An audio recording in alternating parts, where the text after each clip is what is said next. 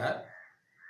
India's grand culture has been very beautifully summarized by Swami Vivekananda in his complete works. But it is not like Western science, which is based on surmises and theories. This country has been producing millions of noble souls who have tested in the laboratories of their personal lives the theories of Vedas and Vedanta. With the result, the basic tenets of Indian culture have been expounded by Swami Vivekananda. His fundamental thesis is Ishavasyam idam sarvam. The entire creation is full with one consciousness with which modern science agrees. Swami Vivekananda summarized the Rigveda saying, Ekam Satvi Pura Bahuda Vadanti. The truth is one. The sages call it by many names. Now, sciences, unification of theories, unification of fields, they try to find out the one force behind the magnetic force, gravitational force, electrical force, electromagnetic force, nuclear force. That one force that subsists, survives, subsumes all the other forces. But our Shastras say that consciousness is that one force.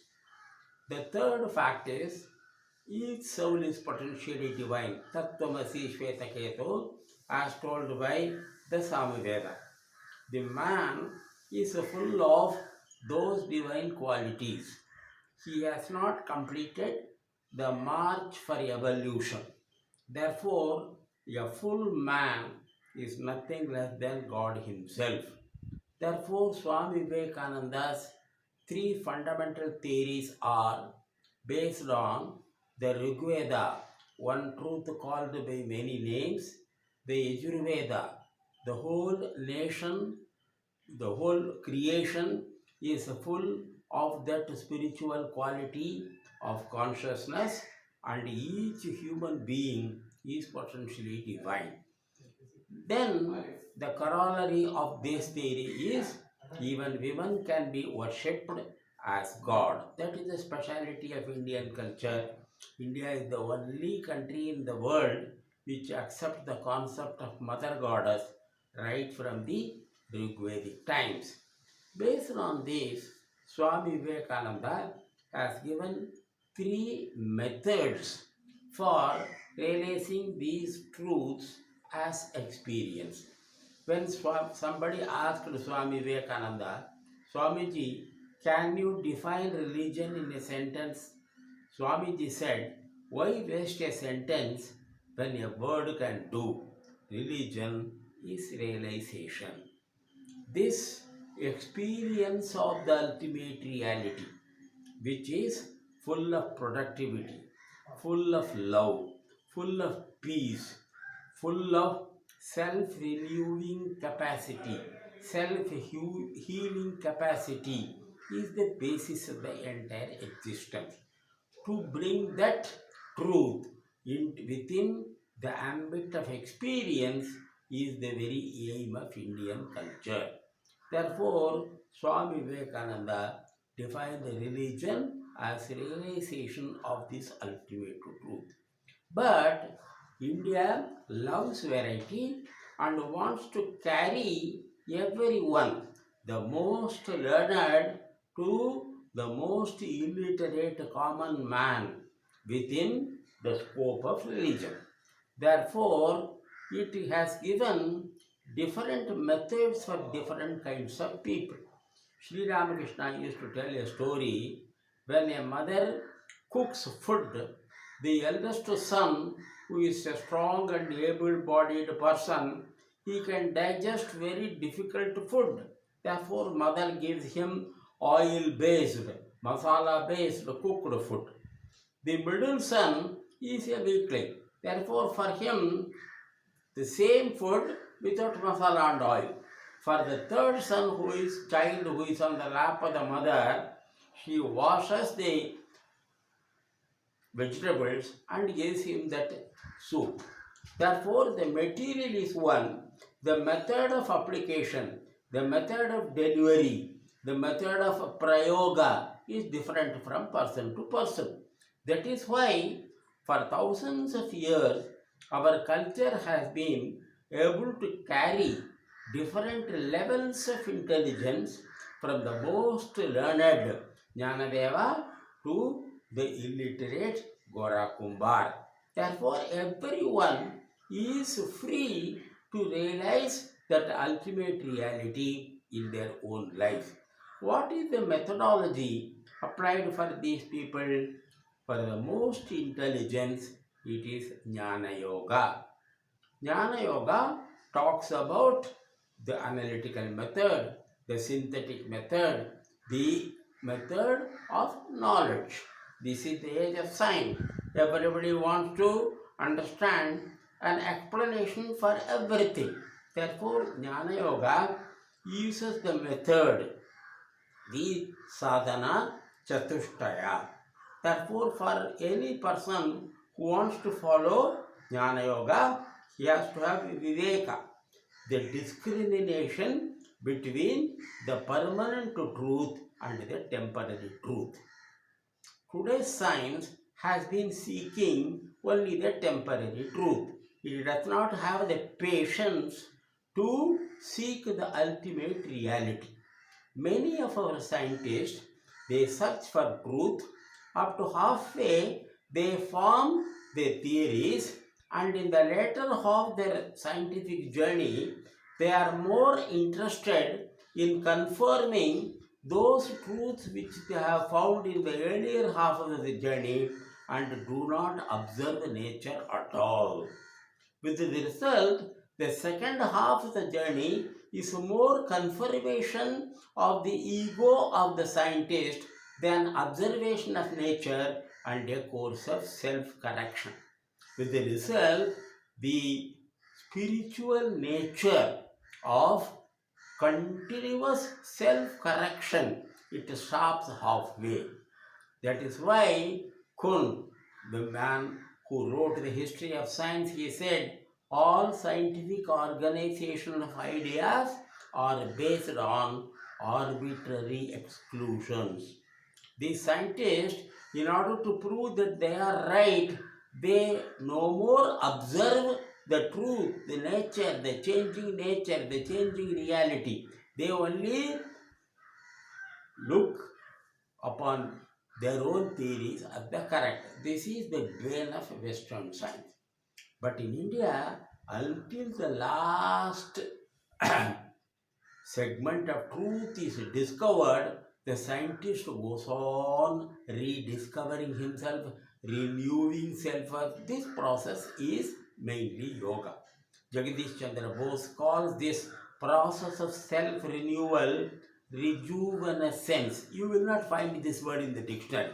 It is the capacity of the human soul to go on renovating itself, renewing itself, finding newer and newer ways of finding that ultimate truth. Therefore, this is the very essence of Jnana Yoga. For this, our Jnana Yoga has found out that you will have to control yourself, your senses.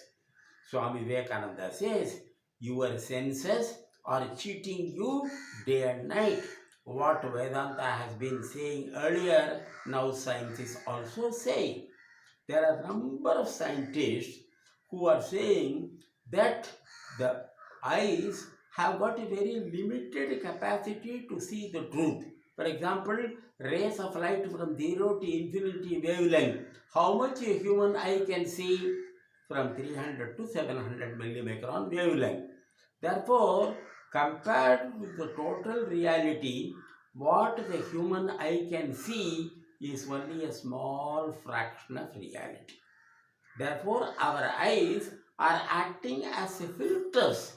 Therefore, Jnana Yoga says, through the process of Shuddhikaran, by the process of cleaning yourself, by a optimal utilization of your five senses, you can expand your consciousness. You can increase the capacity of your five senses. Then, at some level, the gear changes from mere sensual level, you travel to intellectual, emotional, and pranic levels, and then you are able to confront the greater and greater levels of truth. Jnana Yoga does not advocate starvation. Bhagavad Gita says, if you starve, that is called yoga. It is not called yoga. Na atyashnatasti yogosti, na chaitantam anashnata. Starvation is not yoga. It is optimal utilization of the windows of the human body, the five senses. Therefore, Jnana Yoga teaches you how to expand your consciousness, how to expand your field of vision by optimal utilization. For this also, the Jnana Yoga gives two kinds of paths. One is Vihangama Yoga and the other is Pipilika Yoga. There is a small ant, a white ant. It travels at a very slow pace. Therefore, it will reach its destination today or tomorrow, maybe after a million years. Many people ask, from amoeba to Amitabha. Amitabha is Buddha. The evolution has been continuing. Why we should practice yoga? Why we should make effort? It will happen on its own. But that is the path of Pipilika, the ant's method. But an intelligent ant, what it will do? It will sit on the shoulders of a rishi, a teacher, and it will walk at the speed of the teacher. Therefore, the ant's capacity is increased by it carrying or traveling upon a person who can travel very fast. This is the concept of Guru. The Guru has realized the truth and he can find out what method will be useful to you. There is no fear. The Guru will make the disciple a Xerox copy of himself. For example, take the example of Sri Ramakrishna and Swami Vivekananda. Sri Ramakrishna was not a very learned man. He could speak only Bengali of a limited region of Calcutta. But Swami Vivekananda was hailed as the person who is intelligence greater than all the learned people of America put together. Therefore, a guru, a teacher, does not make the disciple a Xerox copy of himself. He finds out what is the speciality of the disciple and then awakens that particular spirit. There are a number of examples in Indian culture where a very ordinary guru, a very different guru, touches the Shishya, the disciple, and awakens in him the dormant spiritual power so that the disciple does not become a copy of the Guru, he blossoms into a full-fledged flower. This is the essence of Jnana Yoga. Now, the whole world is studying Upanishad, the whole world is studying Bhagavad Gita. There was a United Nations conference on the Bhagavad Gita in the modern age, in the nuclear age. They say the essence of Bhagavad Gita is a stage comes in the process of evolution where man has to take a decision for himself. So far, nature has been guiding evolution. Now, man has to guide his own evolution. Therefore, Jnana Yoga is most scientific. It doesn't assume anything. It gives full freedom of thought. But many people are not open to this method of finding out the truth. For them, there is a great example of Puranas. Puranas are stories or life stories of those large number of people who have experimented and find out that Ekam Satyapura Bahuda Vadanti, one truth called by many names, Tattvamasi, human beings are divine. Ishavasam idam sarvam, the whole creation is full of that divine power. They are not theories, they are repeatedly experienced by a very large number of people. In sciences like botany, in sciences like zoology, in sciences like astronomy, everything cannot be subjected to experiment. You have to accept observation as a process of science.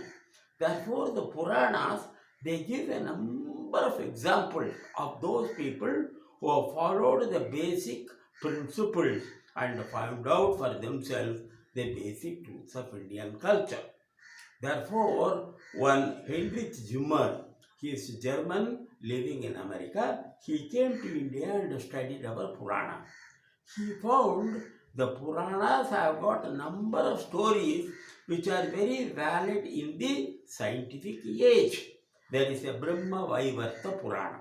There is a story. A man sees in front of him a series of ants. Each row has got some 10, 12 ants. There is kilometer long rows of ants. Then he tells the leader of gods that each ant is an Indra himself. Therefore, there are number of universes, the concept of parallel universe. Therefore, in Brahmanda Purana, Parashakti is described as Akhilanda Koti Brahmanda Nayak. She has got a number of Brahmandas in her. Therefore, the Brahma Vaivarta Purana talks describing a long row of ants. Each ant is a Brahmanda by itself.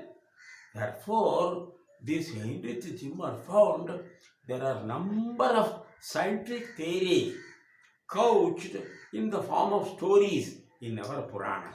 Because of his efforts and efforts of others, the UNESCO, United Nations Education, Scientific and Cultural Organization has appointed a committee under the head of Ganesh Vasudev Tagare, and they have translated our 18 Puranas into 100 English volumes. Do you mean to say these are only useless, a concession for a culture, respect for the old without any modern scientific value? Henry Zimmer says, no. There are a number of scientific theories of today which have been anticipated by the Puranas. Therefore, the relativity theory, the concept of time changes from person to person, from place to place. This is there in our Puranas. Therefore, now the Puranas, which have been once condemned as a cock and bull story, now the West, the scientific world, the anthropologists have recognized the Puranas have got a great scientific truth. Only for the sake of the ordinary people, they have couched the scientific truth in a language of stories. Therefore, these Puranas, they also got great moral teaching. For example, the character of Rama, the character of Dharmaraja, the ideal human being, how to live in the society, fighting for the good of the people, destroying the evil. These stories inspire today. Even today, there are thousands of people who follow the story of Rama. When the TV show of Ramayana came, of Ramananda Sagar, the whole India came to a standstill. Even the great economic conferences, business conferences, they have to announce there will be time gap for seeing Ramayana on the TV. Otherwise, people will not come for the economic conference. That was the influence of Ramayana on the ordinary people of the world, ordinary people of India. Therefore, moral values not as a dry theory, but as shown by a living human being. The inspirational value of Puranas is very great. Swami Vivekananda goes to the extent of saying The Hindu Dharma as we see today is only Puranic values. A dry theory, the common man will not be able to react. When you tell the theory in the form of a living person, then people are able to respond, people are able to adore. Therefore, that person and those principles which he embodies, they are not different from each other. Ramo Vigrahavan Dharmaha. The Shastra says. But there are people in the world who can not even come to this level of listening to a story and modifying their character according to the fundamental of the story. Swami Vivekananda says, for such people there have been rituals, there have been idol worship, there have been karma kanda, there have been yagas, there have been tirtha yatra, there have been temple worship. Once upon a time, Hamara Sanatana Dharma was condemned like anything. It is barbarian in nature. Now, in the last 50 years, the elements of the rituals, as they are called, the idol worship that is called, the temple worship that is called, has been realized even by the scientist. Mr. V.S. Ramachandran is one of the greatest neuroscientists of the world. He says, in the Devi icons of the Chola period, I got lot of inspiration from my brain theory. The brain acts as a filter of the reality. How it acts from the Chola bronze icons, I could derive a theory. Therefore, these idols are symbols of great scientific thoughts. This center, the European Center for Nuclear Research, in front of that institute, spending crores and crores of rupees, they installed a Nataraja idol taken from Tamil Nadu. Under that idol, it was written Adi Shankara's Shivananda Lahari's 54th shloka, O God, you create, destroy and preserve the world, you protect us. That Nataraja idol was installed by no less a person than Anil Kakodkar, one of the very famous atomic scientists, and Robert I. Moore, who was the director of the same institute.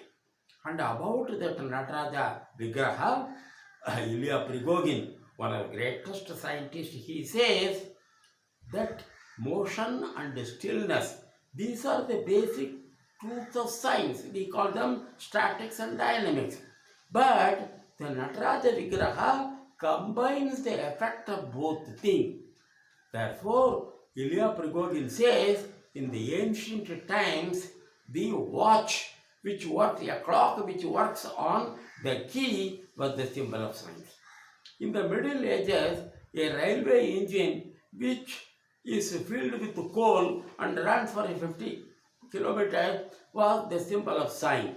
In the future, a Nataraja Vigraha which shows stillness and motion in one idol is going to be the symbol of science. Now, why people steal idols from Indian temples? They contain some scientific truths which are waiting to be interpreted. We all think the temples are only art museums. Ganapati Tapati, who was the uncle of Sri S.K. Acharya, who built the Vivekananda Rock Memorial, he says a temple is not only a home of God, it is also a form of God. The concept of space, enclosed space in temple, it activates the energy in human being.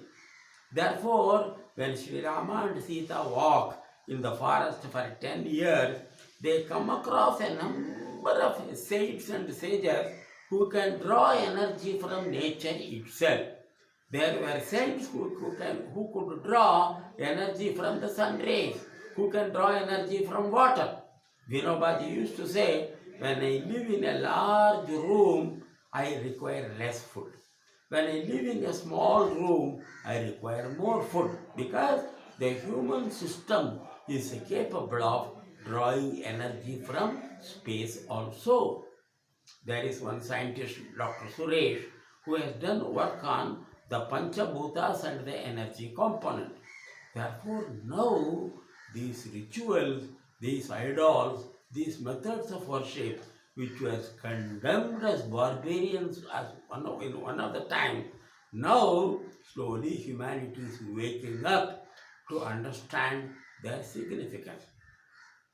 There were three neuroscientists in America. They tried to practice this Dorbi Karana. When we worship Ganesha, we hold both the earlobes with alternative hands and sit and rise.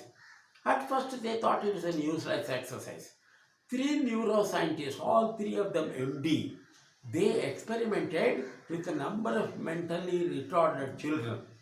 Then they found out those children who practice this Dorbi Karanam, holding your earlobes with your hands, it has got a tremendous effect in activating the brain cell. They tried to take a patent out of it, calling them super brain yoga. Then Indian scientists said, we have been practicing this exercise for thousands of years, you cannot practice it. Therefore, now our temple worship, our temples, our idols, those rituals which were condemned by the West as absolutely barbarian in nature, these are methods by which the Purohits and the priests were cheating the illiterate common people. Now the Western scientists have woken up.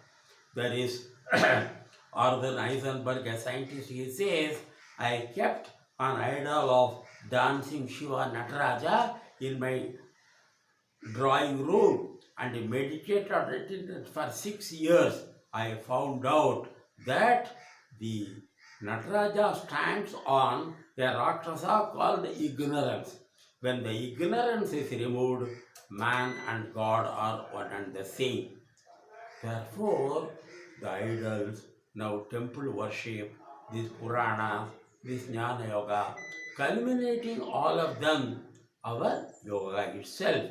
When the government of India introduced the yoga concept in the United Nations, 179 countries opted, yes, we will practice yoga. It is a very practical science. It is of immediate gain. Therefore, the world is rediscovering India.